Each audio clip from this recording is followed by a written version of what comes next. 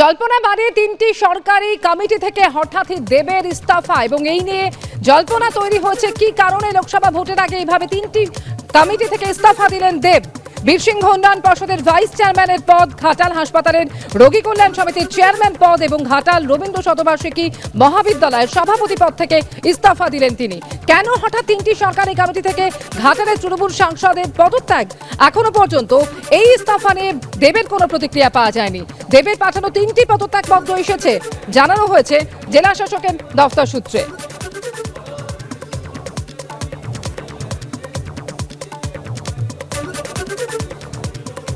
তবে কাজের চাপে সময় দিতে না পারা ইস্তফা এমনই দাবি করা হয়েছে দেবের ঘনিষ্ঠ মহল সূত্রে।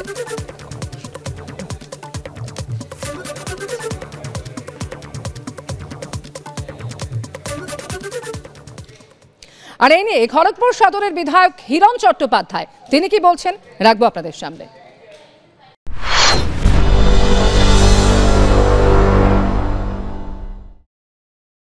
ঘাটালের শিশু উৎসবে সেখানে ওনার সঙ্গে ওনার যে প্রাক্তন যে বিধায়ক তার সঙ্গে মারামারি হয়েছে, টেবিল ছোড়াছুড়ি হয়েছে, চেয়ার ভাঙাভাঙি হয়েছে একটা নিষ্পাপ শিশুদের উৎসব নিয়ে। ফলে ওনাদের যে গোষ্ঠী কোন্দল কি ভয়ঙ্কর রূপে ধারণ করেছে এবং তার একটা মাত্র কারণ হলো যে কে কত কাটমানি নেবে, কে কত কমিশন তুলবে, কে কত তোলামূলের তোলা কার ভাগে কত যাবে সেটা নিয়ে একমাত্র ঝামেলা। ধন্যবাদ জানাবো যে ওনার 10 বছর পরে যে রিয়েলাইজেশন হয়েছে যে রাজনীতি আর অভিনয় একসঙ্গে করা সম্ভব নয়। উনি অত্যন্ত ভালো অভিনেতা এবং যেটা নিয়ে আমি বারবার বলেছি যে উনি অত্যন্ত ভালো অভিনেতা, ওনার কাজ অভিনয় করা। কিন্তু অভিনয় করতে করতে রাজনীতির নাম করে বছরে 5 বছরে একবার এসে ভোট চাইবো আর ভোট নিয়ে জিতে গিয়ে তারপরে আর মানুষের সঙ্গে দেখা করব না, পার্লামেন্টে তো যাব না, এটা তো দেখুন মানুষের জন্য এটা একটা অত্যন্ত ক্ষতিকর হয়েছে এবং সেই জন্য 10 বছরে ঘাটালের কোনো উন্নয়ন হয়নি। কিন্তু ওনার এই বোধটা যদি 10 বছর আগে হতো তাহলে আরো ঘাটালের মানুষের উন্নয়ন হতো। সাংসদ পদে লড়তে গেলে অফিস অফ প্রফিট পদ থেকে ইস্তফা দিতে হয়, এটি একটি কারণ হতে পারে এমনই মন্তব্য করেছেন যুব তৃণমূলের সভানেত্রী শাওনি ঘোষ।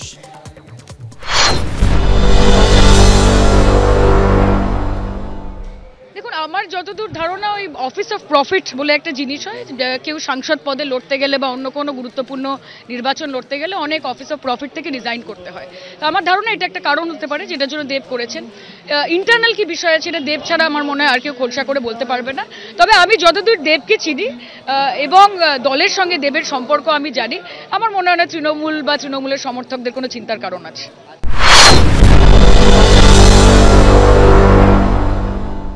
সাংসদ দীপক অধিকারী আচমকাই 3টে পদ থেকে ইস্তফা দিয়েছে, এ তো সবে সকাল, এখনো তো দুপুর হয়নি, অপেক্ষা করুন না, সাংসদ পদ থেকেও পদত্যাগ করবে, দেখতে থাকুন। জল্পনা বাড়ে হঠাৎই তিনটি কমিটি থেকে দেবের ইস্তফা এবং যে তিনটি কমিটি থেকে তিনি ইস্তফা দিয়েছেন তার মধ্যে রয়েছে ঘাটাল হাসপাতালের রোগী কল্যাণ সমিতির চেয়ারম্যান পদ, এছাড়াও বীরসিংহ উন্নয়ন পর্ষদের ভাইস চেয়ারম্যানের পদও ছাড়লেন দেব এবং রবীন্দ্র শতবার্ষিকী মহাবিদ্যালয়ের সভাপতি পদ থেকেও তিনি ইস্তফা দিয়েছেন, জানিয়ে জল্পনা তৈরি হচ্ছে রাজনৈতিক মহলে। তিনি কেন পদত্যাগ করেছেন সেই উত্তর আমি জানি না, আমার জানা নেই। তবে বাংলার 42টা লোকসভা আসনে বা 294টা বিধানসভা আসনে বা সমস্ত মিউনিসিপ্যালিটি কর্পোরেশন বা পঞ্চায়েত আসনে নির্বাচন হয় মমতা বন্দ্যোপাধ্যায়ের ছবি এবং জোড়াফুলকে দেখে।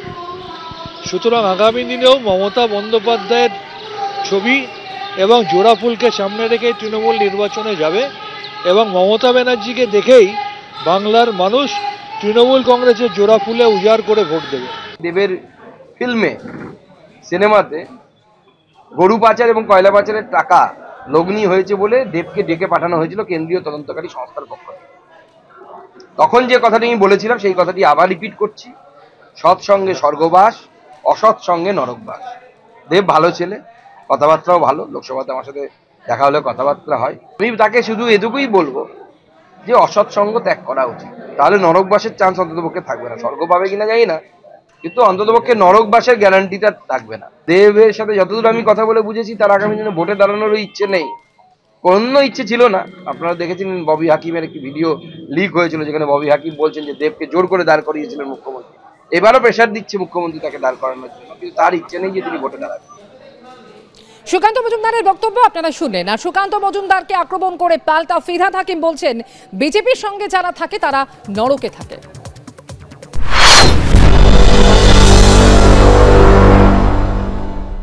দেবকে যদি না দাঁড়া করানো যায় তাহলে কি সুকান্তবাবু ওখানে দাঁড়াবেন? সুকান্তবাবু নিজের জায়গা তো ফাঁকা হয়ে গেছে। বালুরঘাটে অন্তত 2 লক্ষ ভোটে হারবে। দেব তৃণমূল কংগ্রেসের সাথে ছিল। কোনো নরকবাস করছে কারা? যারা বিজেপির সাথে রয়েছে, যারা সাম্প্রদায়িক দাঙ্গার সাথে রয়েছে, যারা সমাজকে ভাগ করে, যারা মানুষের হৃদয়কে ভাগ করে দিয়ে যারা থাকে, তারা নরক বানাচ্ছে ভারতবর্ষটাকে। আমরা তৃণমূল কংগ্রেস একসাথে থাকি। মমতা ব্যানার্জি বিশ্বাস করেন যে আমরা সব ধর্মের সব মানুষ একসাথে থাকি, আমরা সংহতির সাথে ভারতবর্ষে থাকি। তাই আমাদের সাথে যারা থাকবে তারা স্বর্গে থাকবে, মানে স্বর্গে থাকবে।